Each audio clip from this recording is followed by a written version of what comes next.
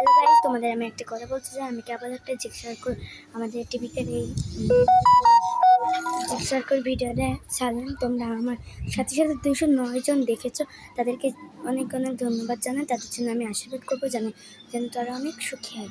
তো চলো একটা জিনিস দেখানো যাক তোমাদের। এই যে জিগসার্কল, এটা হলো জিক, আর সরি এটা হলো সার্কল, এটা হলো মেরিনা, এটা হলো জিক।